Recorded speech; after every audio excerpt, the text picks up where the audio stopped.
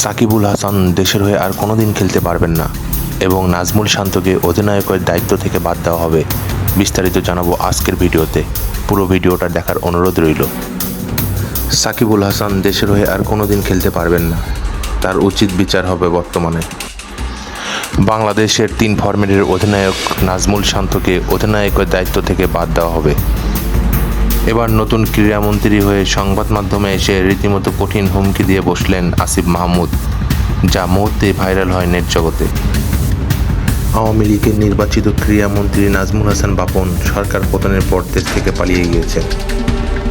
এরপর বাংলাদেশের সরকার পতন হওয়ার পর ক্রীড়ামন্ত্রীর দায়িত্ব পান বৈষম্য বিরোধী ছাত্র আন্দোলনের সমন্বয়ক আসিফ মাহমুদ।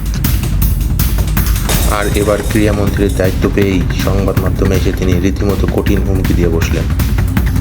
তিনি বলেন, বাংলাদেশ ক্রিকেট বোর্ডের যে সদস্যরা দুর্নীতি করেছেন তাদের প্রত্যেককে বিচারের আওতায় আনা হবে এবং কি দেশের ক্লান্ত সময়ে সাকিবের মতো বিশ্বসেরা খেলোয়াড় ছাত্রদের পক্ষে না দাঁড়িয়ে চরম অন্যায় করেছে।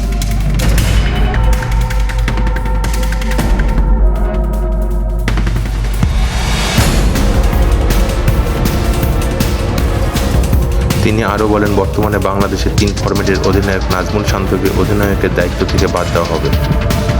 হ্যাঁ দর্শক, আপনাদেরকে বলছি, নতুন ক্রীড়ামন্ত্রী আসিফ মাহমুদের এমন কথার সাথে আপনাদের কি একমত?